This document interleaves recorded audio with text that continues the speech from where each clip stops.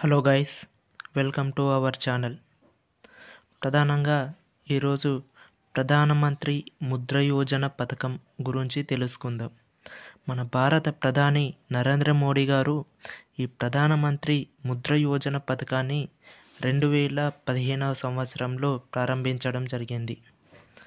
ప్రధానమంత్రి ముద్ర యోజన పథకం, ఈ పథకం ప్రధానంగా దీని యొక్క ఉద్దేశం ఏంటిదంటే చిన్న వ్యాపారులు, చిన్న మధ్యతరగతి వ్యాపారులు, గృహిణులు, వ్యవసాయ సంబంధిత వ్యాపారులు, చిన్న డీలర్లకు సంబంధించి కనీస ఆర్థిక సహాయాన్ని అందించడం కోసము మన భారత ప్రధాని నరేంద్ర మోడీ గారు ఈ ప్రధానమంత్రి ముద్ర యోజన పథకాన్ని ప్రారంభించడం జరిగింది. అయితే ఈ పథకానికి గల అర్హులు ఎవరో చూద్దాం.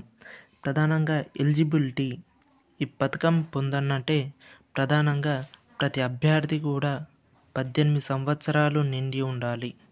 ప్రతి అభ్యర్థి 18 సంవత్సరాలు నిండి ఉండాలి. అలాగే వారికి ఒక బ్యాంక్ అకౌంట్ను కలిగి ఉండాలి.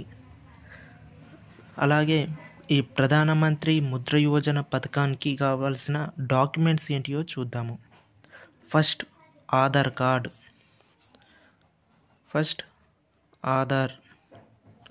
ఆధార్ కార్డ్ కావాలి.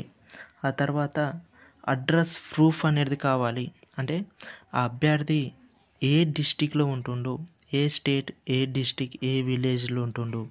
అలాగే బిజినెస్ ప్రూఫ్ అనేది కూడా ఉండాలి. ఒక బ్యాంక్ అకౌంట్ కూడా కలిగి ఉండాలి.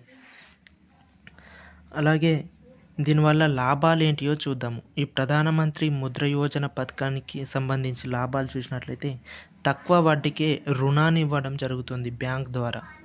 మినిమం 50,000 వరకు బ్యాంక్ ద్వారా తక్కువ వడ్డీకే రుణాన్ని ఇవ్వడం జరుగుతుంది. ప్రధానమంత్రి ముద్ర యోజన పథకం ప్రధానంగా 4 టైప్స్ ఉంటుంది. లోన్లు 3 టైప్స్ ఉంటాయన్నమాట.